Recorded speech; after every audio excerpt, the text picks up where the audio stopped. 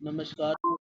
आज की इस वीडियो में हम बात करेंगे वर्ल्ड ज्योग्राफी में mountains, plateau plains and valleys के बारे में। तो चलिए शुरू करते हैं।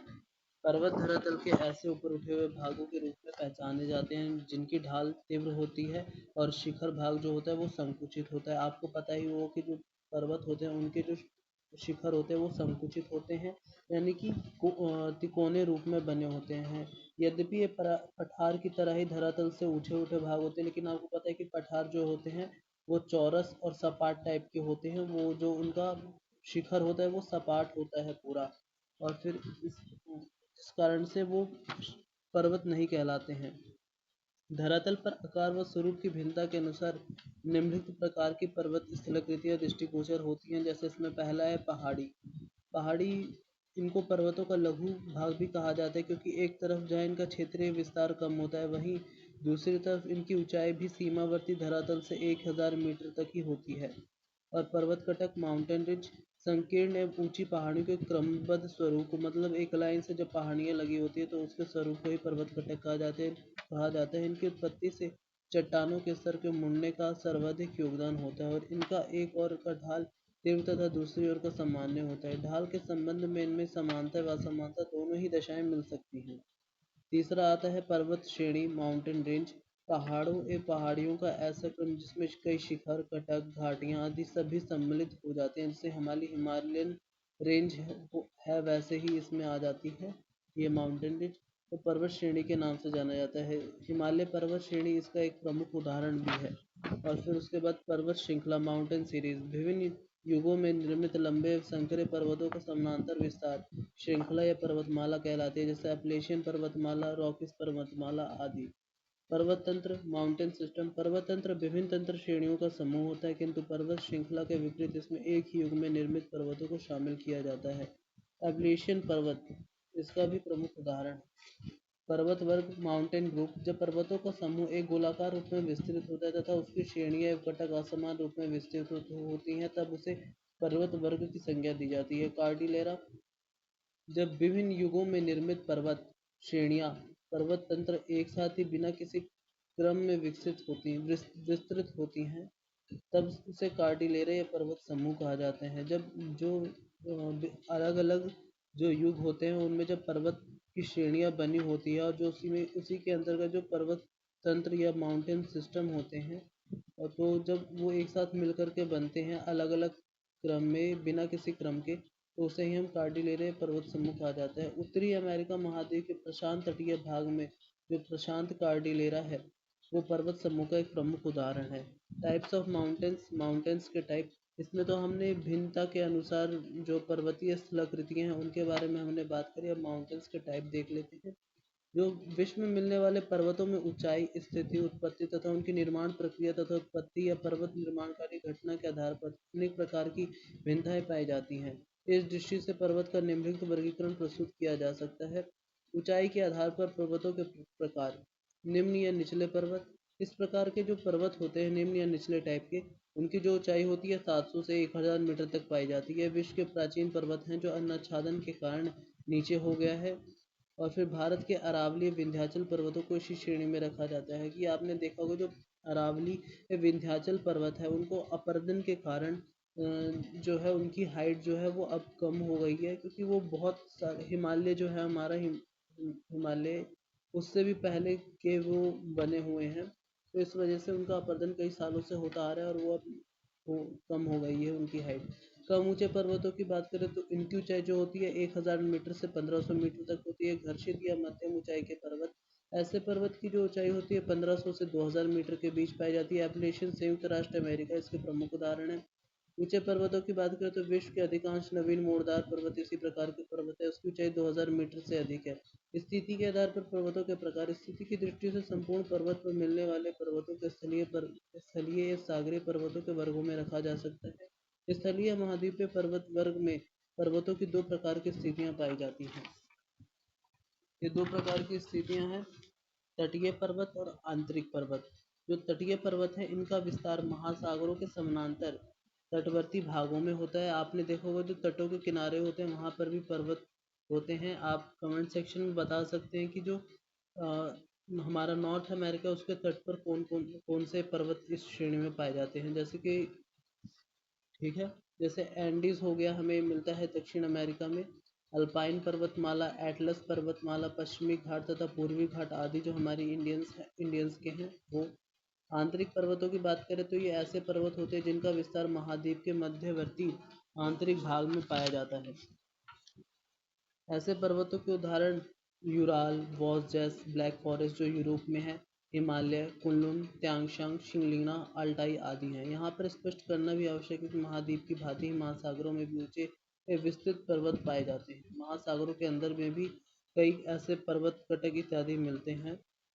तो आप वहाँ वहाँ पे भी ये सब चीज़ें पाई जाती है। ऐसे पर्वतों का विस्तार महासागरीय द्रोणियों तथा महाद्वीपीय निम्न मग्न तट जो होते हैं वहाँ पर हमें देखने को मिलता है। ऐसे जो सागरीय पर्वत हैं उनके उदाहरण देख सकते हैं, जैसे हवाई द्वीप है, संयुक्त राष्ट्र अमेरिका तथा एंडेलियन पर्वत समूह का नाम लिया जा सकता है, जो अपने आधार में मापे जाने पर कई स्थलीय पर्वतों से भी ऊंचे हैं। निर्माण प्रक्रिया के आधार पर पर्वतों के प्रकार की बात करें तो सामान्यतः जो पर्वत के निर्माण में स्थल के उभार, अपर्दन के प्रभाव, जो हमारे आंतरिक बल होते हैं उनके कारण जो उभार आता है, या अपर्दन के प्रभाव के कारण जो उनकी घिसावट होती है, या ज्वालामुखी उद्गार, संपीड़नात्मक क्रियाओं तथा खिंचाव की शक्तियों का योगदान होता है। पर्वतों के निर्माण में भी एक ही शक्ति की क्रियाशीलता पाई जाती है, तो कभी उनकी शक्तियां इसके लिए उत्तरदायी होती हैं। निर्माण में भागने वाली क्रियाओं के आधार पर इनके अनेक उपवर्गों में रखा जाता है, जो इस प्रकार है। मोड़दार अथवा वलित पर्वत, फोल्ड माउंटेन्स। जब जब आपने देखा होगा कि जब हम आंतरिक बलों के कारण, जब पृथ्वी की आंतरिक बल के कारण जब ऊपर की भूमि में उभार आ जाता है तो उसके कारण फोल्ड माउंटेन्स का निर्माण होता है। तो पृथ्वी की आंतरिक शक्ति द्वारा धरातलीय चट्टानों में मोड़ या वलन के परिणाम स्वरूप बने हुए पर्वतों को मोड़दार अथवा वलित पर्वत कहा जाता है। भूसन्निधि की परतदार चट्टानों के पार्श्विक संपीड़नात्मक बल के कारण मोड़दार पर्वतों का निर्माण होता है। तो हिमालय पर्वत या एंडीज, अल्पाइन रॉकीज इसके प्रमुख उदाहरण होते हैं। आपने देखा होगा कि जो जब भारतीय प्लेट और जो यूरेशियाई प्लेट थी वो जब टकराई थी, तो जब उसी के टकराने से जो मलबा हुआ था उसी के कारण जो है हिमालय हमारा बना है। तो वो भी इसी मोड़दार या वलित पर्वत के अंतर्गत आता है। अब अवरोधी या ब्लॉक माउंटेन्स जो कहते हैं हम, तो यह पर्वत को भ्रंशोत्थ पर्वत के नाम से जाना जाता है, क्योंकि ये जो भ्रंश ये सब होते हैं उसके कारण बनता है ये, क्योंकि इनका निर्माण पृथ्वी की आंतरिक हलचलों के कारण, तनाव अथवा खिंचाव की शक्तियों के कारण धरातल के किसी भाग में भ्रंश या दरार पड़ जाने के परिणाम स्वरूप होता है। जैसे कि मैंने कहा कि जब आंतरिक बलों के कारण जब ऊपर में दबाव पड़ता है, प्रेशर पड़ने के कारण जब नीचे से दबाव पड़ता है, तो कई बार ऐसा होता है जो फोल्ड माउंटेन्स होते हैं उनके बीच में क्रैक आ जाता है, तो यही आगे चल करके हमारे भ्रंशोत्थ पर्वत या फिर ब्लॉक माउंटेन्स बन जाते हैं। दो सामान्य दरारों के मध्यवर्ती भाग के ऊपर उठ जाने से के फलस्वरूप जो मेज की भांति सपाट अथवा तीव्र ढाल वाले जो पर्वत का निर्माण होता है उसे भतेज भी कहा जाता है। किसी स्थलीय भाग के दोनों ओर के स्थल खंडों के बीच में जो बनते हैं पर्वत, वो पर्वत प्रथम दशा के विपरीत घटित होते हैं, क्योंकि जो बीच की जो खाई होती है अपनी जगह पर स्थिर रहती है। और उसी प्रकार उत्तरी महाद्वीपीय का सिएरा नेवाडा पर्वत शिखर को सबसे बड़ा ब्लॉक पर्वत कहा जाता है। यहाँ के अन्य ब्लॉक पर्वतों में एल्बर्ट वसाज रेंज तथा बर्नर भी इसमें शामिल होता है। यूरोप में जैसे ब्लैक फॉरेस्ट जो जर्मनी में है, और फिर वॉल्जेस जो फ्रांस में है। यहाँ पाकिस्तान में जो सॉल्ट रेंज है वो भी ऐसे प्रमुख पर्वतों के उदाहरण होते हैं। अब हम डोम माउंटेन्स की बात करेंगे। जब पृथ्वी के धरातलीय भाग में चाप के आकार में उभार होने से धरातलीय भाग जो होता है वो ऊपर उठ जाता है, तो उसे गुंबदाकार पर्वत कहा जाता है। ऐसे पर्वतों को रचना क्रम की दृष्टि से दो वर्गों, साधारण गुंबद तथा लावा गुंबद में विभाजित किया जाता है। गुंबदकार पर्वत जो लावा गुंबद पर्वत ही विशेष रूप से महत्वपूर्ण होते हैं, क्योंकि इनका विस्तार तथा बड़े क्षेत्र में पाया जाता है। ऐसे पर्वतों में हेनरी पर्वत जो ऊटा संयुक्त राज्य अमेरिका में, और फिर ब्लैक हिल्स और बिग हॉर्न्स प्रमुख रहते हैं। फिर संग्रहित पर्वत जो माउंटेन्स ऑफ एक्यूमुलेशन है, किसी भी साधन द्वारा जो धरातल पर मिट्टी, कंकड़, पत्थर, बालू आदि का धीरे धीरे जमाव होने में कालांतर में निर्मित बड़ी पर्वताकार शिलाकृतियों को संग्रहित करके के रूप में जाना जाता है। उसे संग्रहित पर्वत कहा जाता है, जिसमें कंकड़, पत्थर इत्यादि जमाव के कारण बनते हैं। जो अतः इन्हें ज्वालामुखी और फिर इन्हीं पर्वतों से जो ज्वालामुखी उद्गार उत्पन्न होता है, उसे ही ज्वालामुखी पर्वत भी कहा जाता है। फिर मरुस्थल, जो मरुस्थल होते हैं हमारे, उसमें जो बालू के स्तूपों से निर्मित होते हैं, जैसे ज्वालामुखी पदार्थों के जमाव से निर्मित संग्रहित पर्वत प्रमुख जो इसमें उदाहरण है वो संयुक्त राज्य अमेरिका के शास्ता, रेनियर, हुई पीक, जापान का फ्यूजियामा, इटली के विसुवियस तथा एटना, अफ्रीका का कीनिया और मैक्सिको का पोपेकेटिपल तथा चिली का माउंट एकांगुआ आदि है। फिर एंडीज पर्वतमाला इत्यादि भी इसी में आते हैं। मिश्रित या जटिल पर्वतों की बात करें तो मिश्रित पर्वतों का निर्माण विभिन्न प्रकार के चट्टानों के सम्मिलित स्वरूप से होता है, और जब इसमें बनावट तथा संरचना संबंधी जटिलताएं पाई जाती है तब उसे जटिल पर्वतों के नाम से जाना जाता है। ऐसे पर्वत के प्रमुख उदाहरण है सियरा नवेदा, पाइक पीक प्रदेश, फिर द रॉकी पर्वत, ये सब इसी के अंतर्गत आते हैं। फिर अवशिष्ट और घर्षित पर्वत, रेजिड्यूल एंड सरकम इरोजनल माउंटेन्स, जो उच्च पर्वतीय भागों पर अपरदन के कारकों से अभी अधिक प्रभावी रहने के कारण कालांतर में इनका स्वरूप परिवर्तित हो जाता है। वे एक अवशेष के रूप में होते हैं। इन्हें घर्षित पर्वत कहा जाता है। जो अवशेष मतलब बच जाता है अपरदन के कारण, जैसे हमारा अरावली पर्वत ये सब हो गया, वो सब अब घर्षित पर्वत की श्रेणी में आएंगे। इन पर्वतों में उच्चावच प्रतिलोमन की दशाएं भी परिलक्षित होती हैं। संयुक्त राज्य अमेरिका का अपलेशियन पर्वत, और फिर जो सतपुड़ा है, पारसनाथ है, पश्चिमी घाट, विंध्याचल महादेव, सब इसी के अंतर्गत आता है। पर्वत निर्माणकारी घटना के अनुसार पर्वतों के प्रकार क्या है? इसमें कैम्ब्रियन युग के पर्वत से लेकर जो आज से 40 करोड़ साल पहले पृथ्वी पर घटित हुई निर्माणकारी घटनाओं के कारण जो भी पर्वत बने वो इसके अंतर्गत आते हैं। इस युग में निर्मित पर्वतों में जो हम देखने को मिलता है वो है अरावली। जैसे मैंने आपको कहा था कि अरावली जो है वो हिमालय के निर्माण से भी पहले बन रखा है। तो अरावली, धारवाड़ युगीन वलित चट्टान, छोटा नागपुर, कोडप्पा समूह दिल्ली क्रम के रूप में भारत में आज भी देखे जा सकते हैं।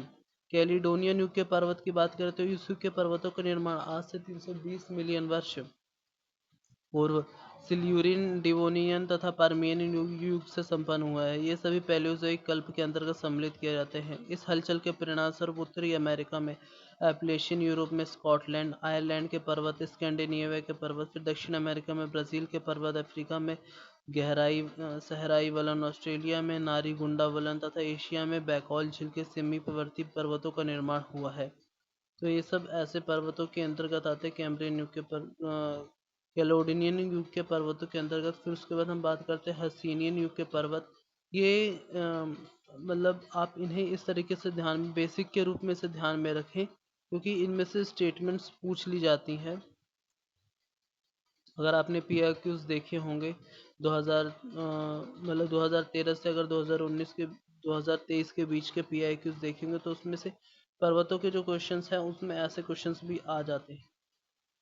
वर्तमान में लगभग 270 मिलियन वर्ष पूर्व कार्बोनिफेरस युग के अंतिम चरण तथा पर्मियन युग में तीसरी पर्वत निर्माणकारी हलचल का आविर्भाव है।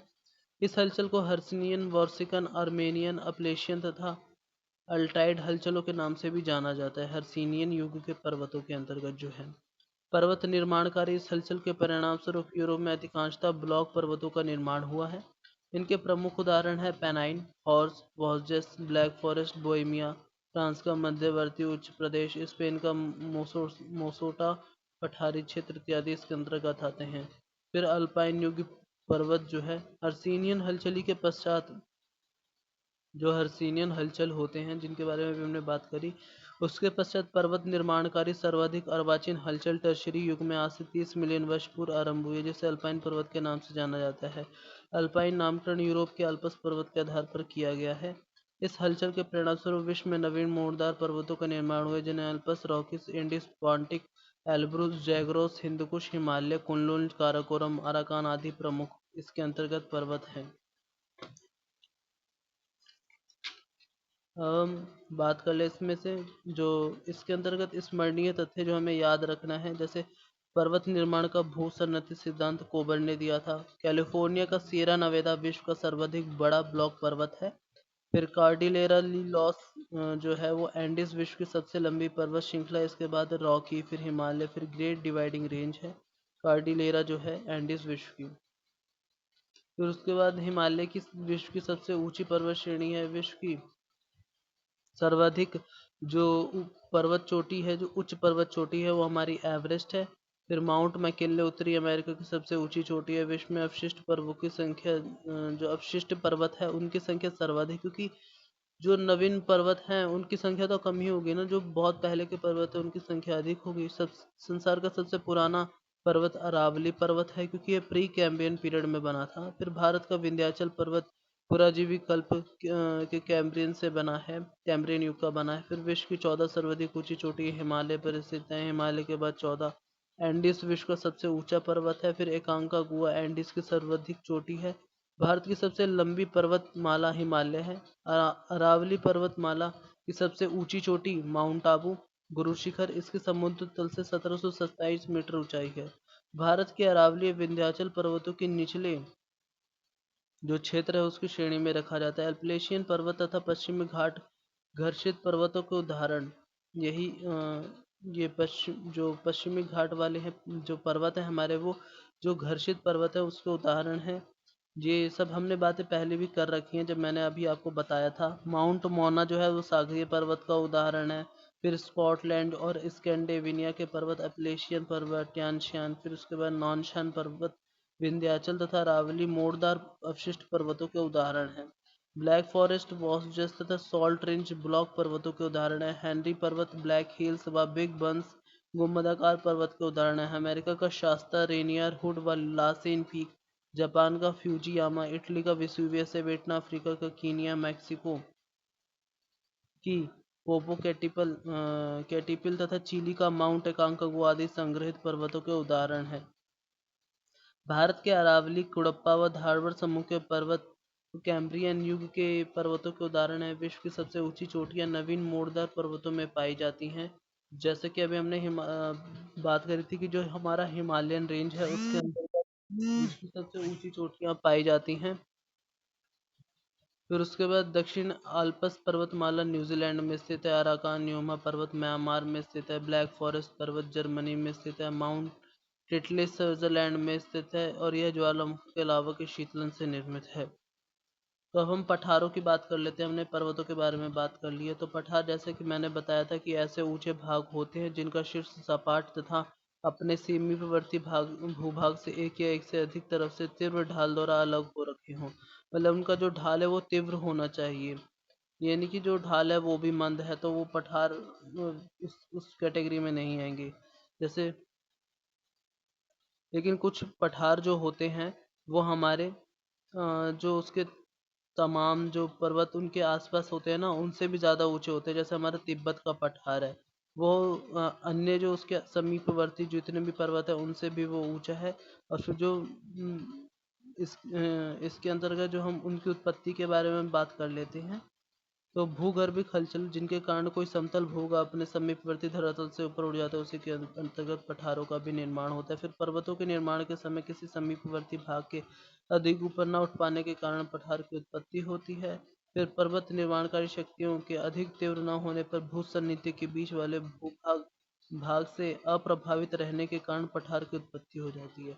तो मतलब जो कारक हमारे पर्वतों के निर्माण में जिम्मेदार थे वही कारक हमारे पठारों के निर्माण में भी जिम्मेदार हैं। हालांकि इनमें जो बल हैं वो कम लग रहे हैं, जिसके कारण ये उतनी ऊंचाई पर नहीं पहुंच पाते जितनी ऊंचाई पर हमारे पर्वत इत्यादि पहुंचते हैं। पठार की औसत जो ऊंचाई होती है समुद्र तल से 300 से 1000 मीटर तक मानी जाती है, लेकिन विश्व के अनेक पठार ऐसे भी होते हैं जिनकी ऊंचाई 2000 मीटर से भी अधिक है। जैसे कोलोराडो का पठार हो गया। तिब्बत का पठार 6100 मीटर ऊंचा है। और फिर उसके बाद दूसरी और कई पठार ऐसे भी होते हैं जो मैदानों के धरातल से भी नीचे हैं। जैसे उत्तरी अमेरिका का अपलेशियन पर्वत है, समुद्र तल से केवल 900 मीटर ऊंचा है, जबकि मिसिसिपी से पश्चिम में वृहद मैदान 1500 मीटर पे ऊंचा है। तो आप अंदाज़ा लगा सकते हैं कि पठारों में भी कितनी कितनी प्रकार की भिन्नता पाई जाती हैं। इस प्रकार के जो पठार होते हैं उसका निर्धारण केवल उसकी ऊंचाई के आधार पर नहीं बल्कि उनके आकार तथा धरातलीय उच्चावच के आधार पर भी रखा जाता है। अब उच्चावच इसमें क्या होता है, तो जैसे कहीं पे समतल भाग ना होना ही उच्चावच कहलाता है, कहीं पे ऊंचा, कहीं पे गहराई होती है जो उसी को उच्चावच बोला जाता है। अब पठारों का वर्गीकरण कर लेते हैं हम। इसमें उत्पत्ति के आधार पर पठारों के वर्गीकरण की बात करें तो भूपटल में द्वितीय श्रेणी के स्थल रूप पठार की उत्पत्ति में पृथ्वी के अंतर्जात एवं बहिर्जात दोनों प्रकार के बलों का योगदान होता है। जैसे कि हमारे पर्वतों में जो बहिर्जात और अंतर्जात बल दोनों थे ना, उसी प्रकार से अभी इनका भी उपयोग यहीं पे होगा पठारों में। और फिर अंतर्जात बलों से उत्पन्न पठार जो होते हैं हम उसकी बात कर लेते हैं। तो इसमें अंतर पर्वतीय पठार पहला आता है, इंटर माउंटेन प्लेट्यू। ऐसे पठारों का निर्माण भूगर्भ की आंतरिक शक्तियों के परिणाम स्वरूप होता है।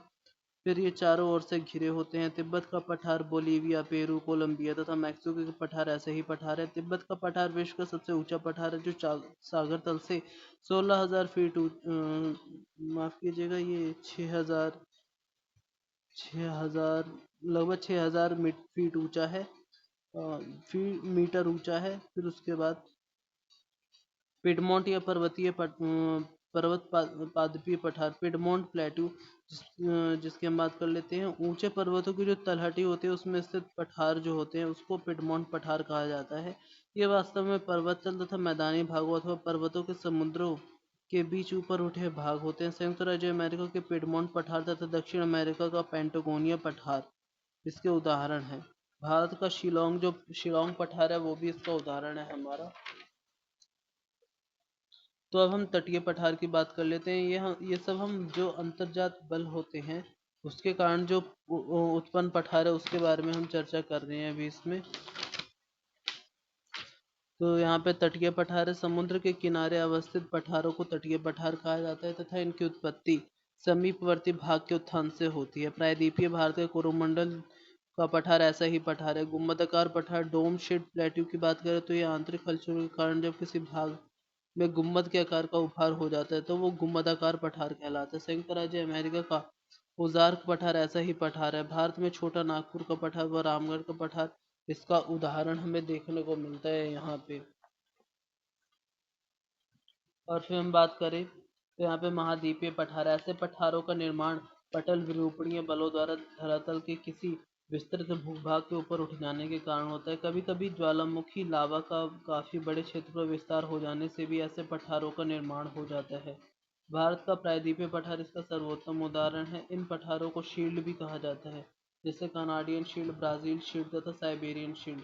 ज्वालामुखी से उत्पन्न पठारों की बात करें तो इसमें पृथ्वी के आंतरिक भाग से उत्पन्न होने वाले ज्वालामुखी आकस्मिक संचलन की क्रिया से निर्मित पठारों को ज्वालामुखी पठार कहा जाता है। इसका जो सर्वोच्चतम उदाहरण हमें देखने को मिलता है वो है कोलंबिया का पठार, जो लगभग 1 लाख वर्ग मील क्षेत्र तक फैला है। भारत में जो दक्कन का पठार है वो इसी का उदाहरण है। अब हम बहिर्जात बलों के कारण उत्पन्न पठार की बात कर लेते हैं। यह स्पष्ट है कि बहिर्जात बल जो होते हैं वो जो हमारी जो धरातल होती है उस पर समानता लाने का कार्य करते हैं।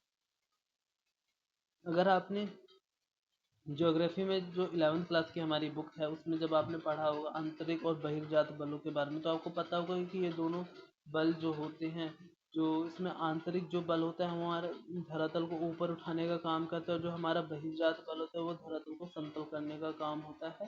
तो जिसके कारण अपर्दन, अपक्षय इत्यादि जो भी जो क्रियाएं हैं वो इसके अंतर्गत सम्मिलित होती है। तो इसमें पहला है जलीय पठार, प्लेट्यू ऑफ एक्विस ओरिजिन। नदियों द्वारा समुद्र में पहुंचने के पूर्व उनके द्वारा बहाकर लाए गए निक्षेपों को जमा कुंभ से ऐसे पठार बनते हैं जिनकी उत्पत्ति कालांतर में ऐसे निक्षेपों शैलों में परिवर्तन हो जाने से होती है। भारत का विंध्याचल पठार, चेरापूंजी का पठार, म्यांमार का शान पठार आदि इसके प्रमुख उदाहरण आते हैं।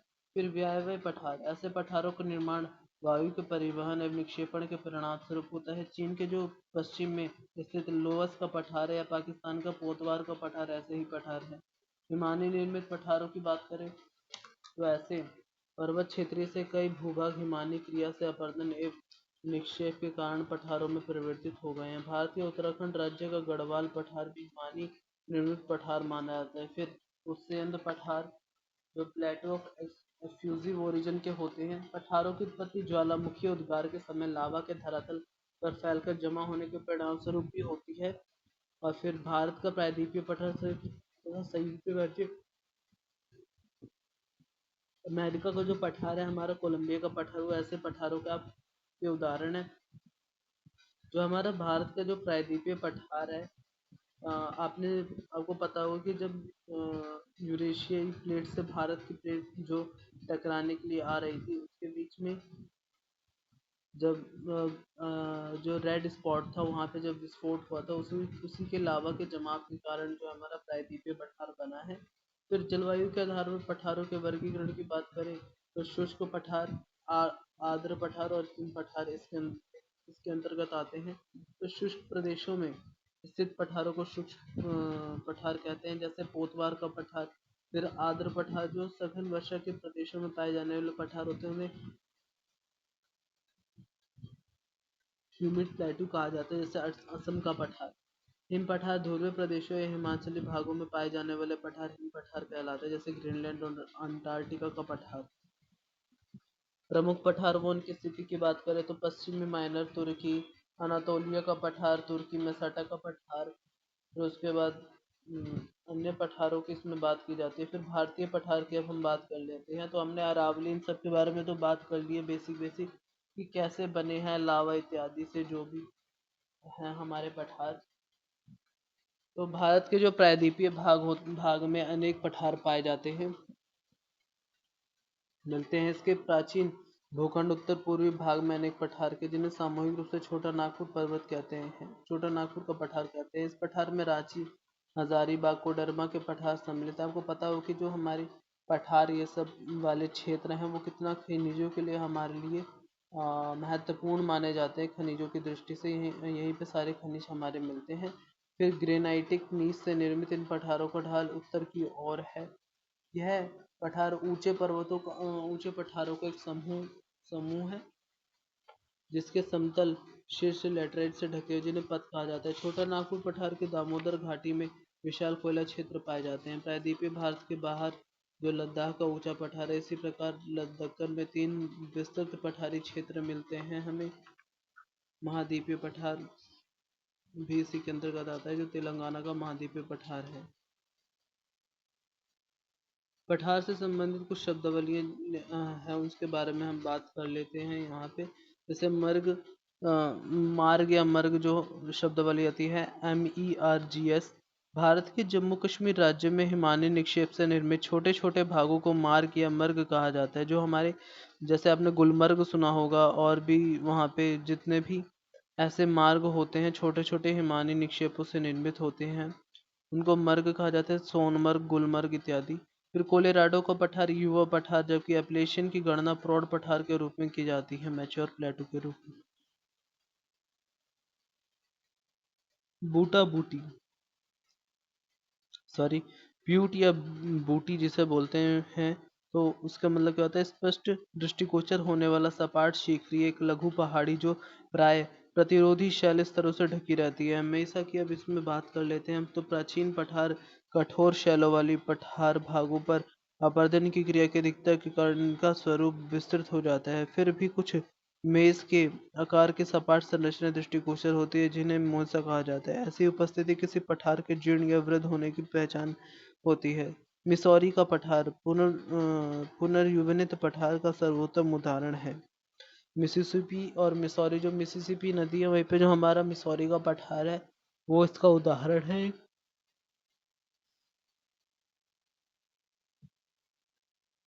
अब पठार से संबंधित कुछ इंपॉर्टेंट फैक्ट्स, जैसे कि यहाँ पे जीर्ण वृत्त पठार की पहचान उसमें उपस्थित मेसा से होती है। फिर तिब्बत का पठार विश्व का सबसे ऊंचा पठार है। और यूनान का पठार चीन में तथा शान का पठार म्यांमार में स्थित है। यूनान का जो पठार है वो चीन में, तथा जो शान का पठार आपने सुना होगा वो म्यांमार में स्थित है। फिर रांची का पठार पुनर्युवनित पठार का प्रमुख उदाहरण है। संपूर्ण विश्व से स्थलखंड में 26% भूभाग पर पर्वत पहाड़ी 33% भाग पर स्थित है। भारत में दक्कन का पठार जो है वो संयुक्त राज्य अमेरिका में कोलंबिया का पठार लावा निर्मित पठार का सर्वोत्तम उदाहरण है। संयुक्त राज्य अमेरिका और फिर का पिडमोंट पठार व दक्षिणी अमेरिका के पेंटागोनिया पठार गिरिपथ पठार के उदाहरण है। अब हम इसमें प्लेन्स की बात कर लेते हैं, जो हमारे मैदान होते हैं उसके बारे में। तो धरातल पर अपेक्षाकृत समतल और निम्न भूमि को मैदान कहा जाता है। इसका ढाल एकदम निम्न होता है। फिर उदाहरण के लिए इसमें बात, जैसे उत्तर अमेरिका का बड़ा मैदान ग्रेट प्लेन है, जहाँ एक और समीपवर्ती एप्लेशियन पर्वत क्षेत्रीय से ऊंचा है, वही समुद्र तल से उसकी ऊंचाई 150 मीटर से भी अधिक है। जबकि दूसरी ओर जॉर्डन नदी की घाटी से तथा हॉलैंड का पोल्डर्स मैदान समुद्र तल से भी नीचे है। मैदानों के प्रकार की बात करते हैं, स्थिति, विस्तार, उत्पत्ति, ऊंचाई, जलवायु, वनस्पति के आधार पर मैदानों को निम्न रूप में वर्गीकृत किया जा सकता है। स्थिति के आधार पर मैदानों के प्रकारों की बात कर लेते हैं। तो जैसे तटीय मैदान हो गए, कोस्टल प्लेन, सागर तटों के निकट के मैदान तटीय मैदान कहलाते हैं, जैसे फ्लोरिडा का मैदान तथा भारत के पूर्वी तथा पश्चिमी समुद्र तटीय मैदान। अन्य स्थलीय मैदान, इंटीरियर प्लेन, समूह महाद्वीपों के आंतरिक भाग में पाए जाने वाले मैदान आंतरिक मैदान कहलाते हैं, और उत्तरी अमेरिका तथा यूरोप के विशाल मैदान आदि। उत्पत्ति के आधार पर मैदानों के प्रकार की बात करें तो उत्पत्ति के आधार पर वर्गीकृत उपयुक्त तीनों मैदानों का विवरण निम्नवत है। रचनात्मक या पटल विरूपणीय मैदान, कंस्ट्रक्टेड या डायस्ट्रोफिक प्लेन्स की बात करें तो रचनात्मक मैदानों का निर्माण पटल विरूपणीय बलों के परिणाम स्वरूप समुद्र तल भागों में निक्षेपित जमावों के कारण ऊपर उठने से होता है। जब धीरे धीरे जमाव ऊपर होते जाते, इकट्ठा होते जाते, तो उसके कारण इन मैदानों का निर्माण होता है। इसके अतिरिक्त महादेशजनक या विवर्तनिक बलों द्वारा, जो टेक्टोनिक बल, जो हमारे धरती के अंदर में बल जो काम कर रहे होते हैं, उसके बारे में बात की जा रही है यहाँ पे। भूपटल के स्थानीय व अवतरण अथवा समुद्र तल से स्थल खंडों के उन्मज्जन या निमज्जन के कारण भी धरातल पर रचनात्मक मैदानों का निर्माण हो जाता है। अधिमहासागरीय जो भाग से उत्थान के कारण निर्मित मैदानों में संयुक्त राज्य अमेरिका के वृहद मैदान जो होते हैं वो अत्यधिक महत्वपूर्ण है। समुद्र तटीय भाग का अवतलन हो जाने तथा कालांतर में उस पर निक्षेपों के जमा हो जाने से भी मैदानों का निर्माण हो जाता है, जिसे तटीय मैदान कहते हैं। पर्वत निर्माण के समय पिटल विरूपणीय बलों के कारण सामने के भाग के विचलित होने जाने और कालांतर में नदियों द्वारा लाए गए निक्षेपों के जमाव से भी रचनात्मक मैदानों का निर्माण हो पाता है। पर्वत निर्माण के समय भूभाग सतहों के किनारे से संपीड़नात्मक बल के कारण बल की क्रिया होती है। जब यह बल कम हो जाए तो भूसतहों के किनारों पर वलन पड़ते हैं, जबकि बीच का भाग अप्रभावित रहता है, जो मैदानों का रूप ले लेता है, जैसे हंगरी का मैदान इत्यादि। अब हम अपरदनात्मक व विनाशात्मक मैदानों की बात कर लेते हैं। इसमें समप्राय मैदान, अ, इनको मतलब अपरदनात्मक और विनाशात्मक मैदानों को भी अलग अलग वर्गों में देख करके बांटा गया है। तो इसमें पहला है समप्राय मैदान। समप्राय मैदान या पेनिप्लेन का निर्माण बहते हुए जलीय नदियों के सबसे अधिक योगदान से रहता है। ये धरातल के किसी ऊंचे भाग के मैदान की अपेक्षा सबसे अंतिम, जो हमारा सबसे अंतिम धरातल का द्योतक है, वो यही है हमारा। फिर नदियों द्वारा अपरदन की अपनी चरम सीमा प्राप्त कर लेने पर संपूर्ण भाग एक समतल मैदान में परिवर्तित हो जाते हैं। इनका वेस्टर्न के बीच में कठोर शैलों के कुछ अवशिष्ट दिखाई पड़ते हैं, जिन्हें इंसेल बर्ग भी कहा जाता है। जैसे जो जब नदियाँ सूख जाती हैं, या फिर जब नदियाँ अपना बहाव धीरे कर लेते हैं, उसके बीच में जो उनके रास्ते में जो आपको बड़े बड़े पत्थर मिलेंगे, अवशिष्ट दिखाई जो पड़ते हैं, शैलों के अवशिष्ट, वो इंसेलबर्ग कहा जाता है उनको। आपने कई बार नदियों में देखा भी होगा ऐसी चीज़ों को। तो समप्राय मैदान के विशिष्ट उदाहरण है पेरिस बेसिन, फिर अमेरिका बेसिन का दक्षिणी भाग, और मिसिसिपी बेसिन का ऊपरी भाग हो गया। फिर हिमालय निर्मित मैदान की बात करें, ग्लेशियल प्लेन्स की बात करें तो हिमालय से प्रवाह से निर्मित मैदानों को इस वर्ग में रखा जाता है, जिसके कारण उत्तरी अमेरिका में कनाडा से व संयुक्त राज्य अमेरिका तथा यूरोप के फिनलैंड तथा स्वीडन के मैदान भाग इसके अंतर्गत आते हैं। फिर कास्ट मैदान, कास्ट प्लेन जो होते हैं हमारे KARST कास्ट प्लेन, चूना पत्थर व शैलो पर जल प्रवाह का प्रवाह होने से अपरदन घुलनशील के कारण संपूर्ण भूभाग एक समतल मैदान में परिवर्तित हो जाता है। यूगोस्लाविया में एड्रियाटिक सागर के समीपवर्ती कार्ड्स में शोभ के मिलने के कारण ऐसे सभी मैदानों को कार्ड्स मैदान कहा जाता है। भारत के चित्रकूट, रामगढ़, अलकनंदा के पास भी विस्तृत विस्तृत चट विस्तृत के चट्टान वाले भाग देखने को मिलते। फिर यहाँ पे मरुस्थलीय मैदान आ जाते हैं हमारे, डेजर्ट प्लेन्स। ऐसे मैदानों का ऐसे मैदानों का निर्माण जो होता है विश्व के मरुस्थलीय भागों में वायु की क्रियाओं के परिणाम स्वरूप होता है। अब डिस्पोजनल प्लेन्स। तो डिस्पोजनल प्लेन्स की बात करें तो अपरदन के कारकों द्वारा धरातल के किसी भाग से अपरदित पदार्थों को परिवहित करके उन्हें दूसरे स्थान पर निक्षेपित करना ही निक्षेपित करके जो बनते हैं प्लेन्स, उनको वैसे ही डिपोजनल प्लेन्स कहा जाता है। इसके नाम से ही आपको समझ में आ गया होगा। जैसे जलोढ़ मैदान वाले जो हमारे प्लेन्स है, जैसे हमारी गंगा की नदी, ब्रह्मपुत्र की नदी हो गई, इंडस सिंधु की नदी हो गई इत्यादि के द्वारा जो भी गाद ये सब लेकर आया जाता है, उसी की जमा से हुआ जो जलोढ़ मैदान बनता है, जो कि बहुत उपजाऊ है। और फिर यहाँ पे हवांगो जो नदी है, और यांगत्से का मैदान है जो चीन में है, फिर नील नदी का मैदान हो गया। तो ये सब इसी के उदाहरण है।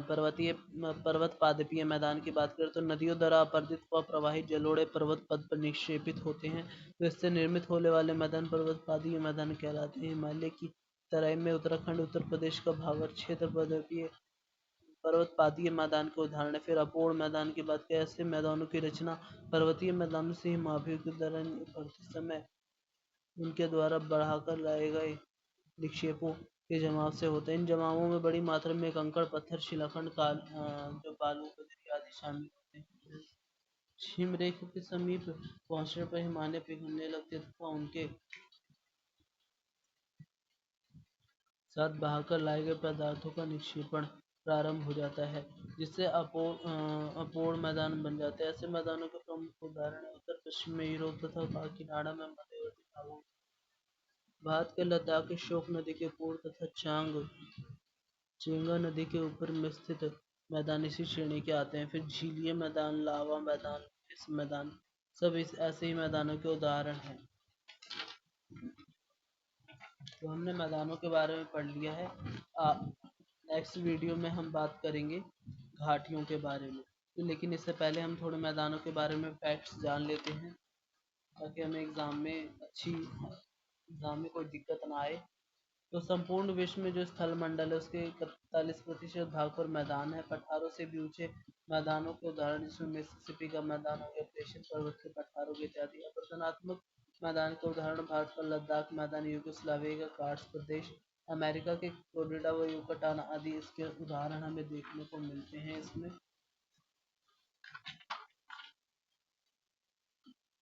फिर हमें निक्षेपात्मक मैदान के उदाहरण है, यूएसए में सैंक्रोमोटा की घाटी है, डेल्टा मैदान हंगरी का मैदान इत्यादि। फिर अमेरिका की ग्रेट प्लेन समीपवर्ती अप्रेशियन पर्वतीय क्षेत्र से ऊंचा है। जॉर्डन नदी की घाटी हॉलैंड की पोल्डर्स मैदान समुद्र तल से भी नीचे है। संयुक्त राज्य अमेरिका का अटलांटिक तटीय मैदान तट के पास स्थल मंडल के सागर तल से ऊपर का उदाहरण है। भारत के पूर्व मंडल तथा उत्तरी सरकार मैदान समुद्र तट के अवतल तथा कालांतर में निक्षेपित हो जाने से बने हैं। फिर उसके बाद हंगरी का मैदान संपीड़नात्मक बल के कारण बना है। समतल मैदान के बीचों बीच स्थित कठोर शैलों के अवशिष्टों को मोनोडैक कहा जाता है। कनाडा, संयुक्त राज्य अमेरिका, फिनलैंड तथा स्वीडन में हिमालय द्वारा निर्मित मैदान पाए जाते हैं। यूगोस्लाविया जो हमारा एड्रियाटिक सागर के समीपवर्ती कास्ट क्षेत्र में कास्ट मैदानों के नाम दिया गया है। फिर भारत में चित्रकूट, रामगढ़ और अल्मोड़ा के पास विस्तृत चूने के चट्टान वाले भाग देखने को मिलते हैं। फिर लावा मैदानों में खनिज पदार्थों की अधिकता पाई जाती है, जैसे मैंने आपको बताया था। फिर भारत का प्रायद्वीपीय भाग लावा मैदान का एक प्रमुख उदाहरण है, जो हमारा प्रायद्वीपीय मैदान वो भी इसका उदाहरण है। लोएस मैदान उत्तरी चीन, तुर्कमेनिस्तान, मिसिसिपी नदी के किनारे अफ्रीका का सहारा और भारत के थार मरुस्थल में पाए जाते हैं। चलिए, वैलीज घाटियाँ जो है उसे भी हम कर ही लेते हैं, आज ही खत्म कर लेते हैं। तो धरातल पर स्थित तृतीय श्रेणी के उच्चावच पर्वतों, पठारों तथा मैदानों के बीच विभिन्न प्रकार की भू हलचलों या नदी, हिमानी आदि द्वारा निर्मित निम्न क्षेत्रों की घाटी के रूप में जाना जाता है। ये घाटियाँ अपने समीपवर्ती क्षेत्रों की अपेक्षा नीचे होने के साथ काफी लंबी होती हैं। ठीक है। घाटियों के प्रकार की बात करें तो युवा अवस्था घाटी, प्रौढ़ अवस्था घाटी, वृद्ध अवस्था घाटी। आप इन्हें एक बार जो क्लास 11th की एनसीईआरटी उसमें भी इनके चित्र वगैरह देख लीजिएगा। तो युवा अवस्था की घाटी की बात करें तो ऐसी घाटियों का निर्माण विशेषकर पर्वत ऊंचे क्षेत्रों से ही संभव हो पाता है। ये घाटियां समतल अत्यधिक गहरी होती है। घाटियों की इस अवस्था में जलप्रपात जो मतलब बहुत ज़्यादा अधिक होता है इसमें। फिर प्रौढ़ावस्था, नदी की प्रौढ़ावस्था में मैदानी भागों में चौड़ी घाटियां निर्माण होते हैं। ऐसी घाटियां समतल होती हैं। इनके बीच जो प्राकृतिक तटबंध या लेविस होते हैं द्वारा सीमित बने रहते हैं ये। फिर वृद्ध घाटी, नदी की वृद्धावस्था की घाटी अत्यधिक चौड़ी हो जाती है। इनकी ढाल में कभी कभी इतनी कमी आ जाती है कि नदी पानी चारों ओर फैल जाता है। इस अवस्था में घाटियों में नदी अपरदन की क्षमता समाप्त हो जाती है। फिर नदी घाटी के आधार तल में परिवर्तन से बनी घाटियों में विभिन्न प्राकृतिक या कृत्रिम कारणों से नदी घाटी के आधार तल में परिवर्तन आ जाने के परिणामस्वरूप निम्नलिखित प्रकार की घाटियों का निर्माण होता है, जैसे धसी हुई घाटियां, डाउन वैली। इस प्रकार की घाटियों में निर्माण स्थल भाग के नीचे धंसने के कारण होता है। विश्व के भागों में ऐसी घाटियां भी मिलती है जो प्लीस्टोसीन युग के हिम आवरण के पीछे के उपरांत पिघली हुई बर्फ से ढके हुए समुद्र तल के कारण नीचे धसी हुई प्रतीत होती है। जैसे संयुक्त राज्य अमेरिका स्थित चेसापीक खाड़ी, जो कि सर के हैना नदी की घाटियों का भी धसा हुआ भाग है। पुनर्युवनित घाटियां, नदी घाटियों आधार तल में किसी भी समुद्र कारण से उभार होने वाला वह अपने घाटी की ओर अधिक गहरा प्रारंभ कर देते हैं, क्योंकि उसकी घाटी का तल जो होता है आधार तल से ऊपर उठ जाता है। इस प्रकार की घाटियों के अंदर घाटियों अथवा सीढ़ी नुमा घाटियों का निर्माण हो जाता है। इस प्रकार की घाटियां पूर्व युवनित घाटी कहलाती है। फिर उसके बाद स्वरूप के अनुसार घाटियों के प्रकार की बात करें तो विश्व के स्वरूप के आधार पर भी अनेक प्रकार की घाटियां दृष्टिगोचर होती हैं, जैसे वी आकार की घाटी, गॉर्ज हो गया, कैनियन हो गई, या चौड़ी घाटी होती है, यू आकार की घाटी होती है। तो ये सब घाटी की हम बात कर लेते हैं कि इनसे क्वेश्चन बनते हैं कि वी आकार की घाटी के बारे में कौन से कथन सही हैं। तो इस प्रकार से बन सकते हैं। तो वी आकार की घाटी नदियों द्वारा पर्वतीय भाग में उच्च धरातल व तीव्र ढाल के कारण उत्पन्न हुई तीव्र गति से पार्श्ववर्ती अपरदन की अपेक्षा निम्नवर्ती अपरदन तेजी से किया जाता है।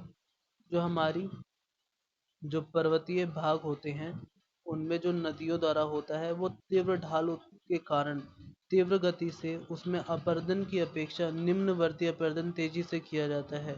डाउनवर्ड इरोजन ज़्यादा किया जाता है, मतलब ऊपर से नीचे की तरफ ज़्यादा किया जाता है। इससे जो घाटियाँ हमारी बनती हैं वो हमारी वी आकार की घाटी बनती है। वी आकार की घाटियाँ नदियों की युवावस्था की परिचायक होती हैं। आकार के आधार पर वी आकार की घाटी को दो वर्गों में विभाजित किया जाता है, गॉर्ज और एक दूसरा है कैनियन। इसमें किनारे की जो दीवार होती है अत्यंत खड़े ढाल वाली होती है तथा चौड़ाई की अपेक्षा गहराई इसके अंतर्गत अधिक होती है, क्योंकि नदी अपनी युवा अवस्था में होती है। नदियाँ बहुत ज़्यादा तेज़ गति से अपने वेग से चलती हैं, जिसके कारण जो गॉर्ज है उसका निर्माण होता है, इसलिए अधिक गहरा होता है।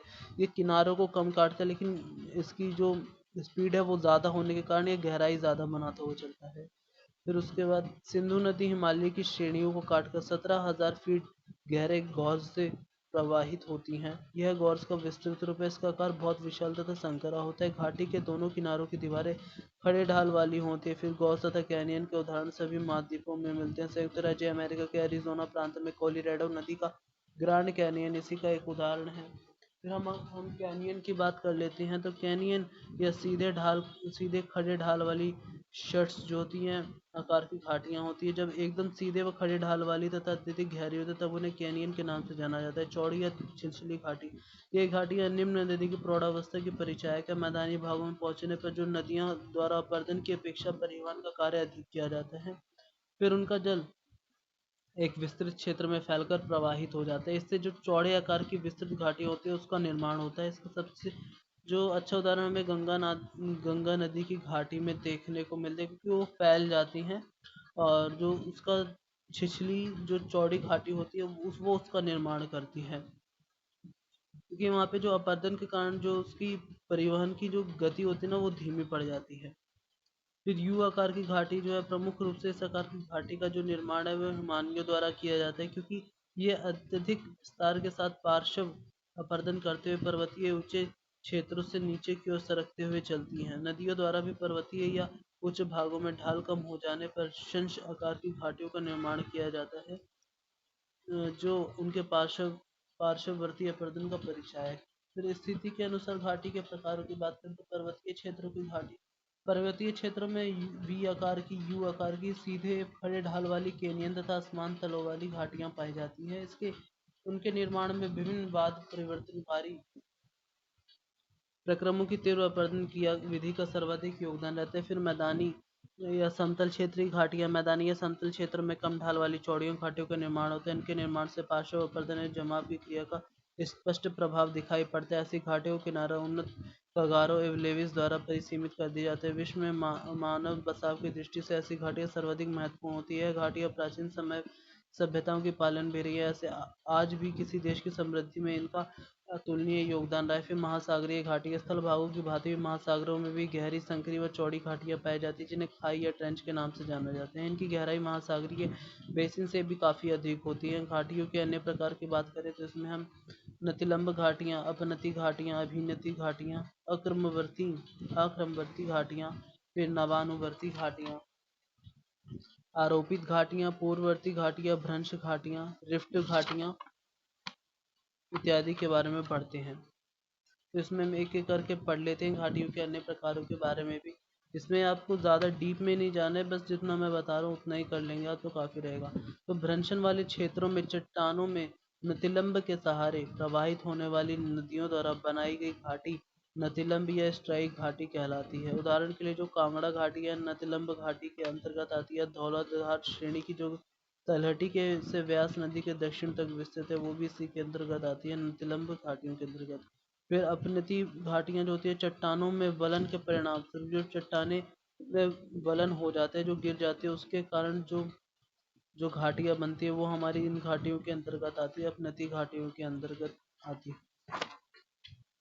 इनका निर्माण विशेष रूप से चट्टानी आवरण का क्षय हो जाने के कारण या घाटी के खिसकने से होता है। फिर अभिनति घाटियां वलन के कारण निर्मित चट्टानों के निर्वर्ती व अभिनति वाले भागों पर बनी घाटियां अभिनीत घाटियां घाटियां कहलाती हैं। राइन नदी की घाटी इसका प्रमुख उदाहरण है। फिर अकर्मवर्ती घाटियां ऐसी नदियां जो चट्टानों की संरचना के अनुसार न प्रवाहित होकर कोई विशेष कारणवश इसके विपरीत दिशा में प्रवाहित होने लगती हैं द्वारा बनाई गई हैं।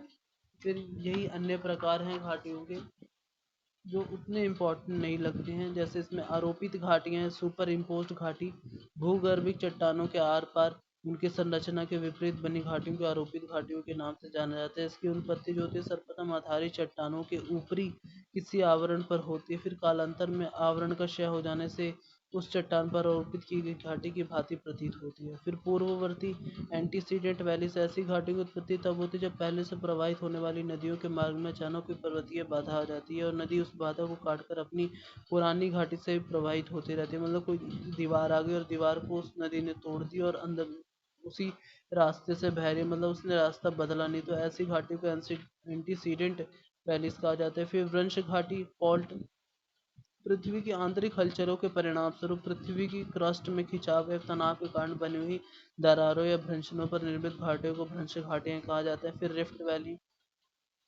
भू धरातल पर जो भूगर्भ की आंतरिक खिंचाव की शक्तियों द्वारा अर्थात तनाव बल फोर्सेस के कारण जब कोई भाग अपने समीपवर्ती क्षेत्र की अपेक्षा नीचे बैठ जाता है और उनकी और ढाल वाले उच्च भाग स्थित होते हैं, तब रिफ्ट घाटियों का निर्माण होता है। तो ये हो गया। फिर विश्व की प्रमुख प्रमुख रिफ्ट घाटियां निम्नलिखित है। जॉर्डन नदी की घाटी जो पश्चिम में सीरिया से लेकर पूर्वी अफ्रीका तक विस्तृत है।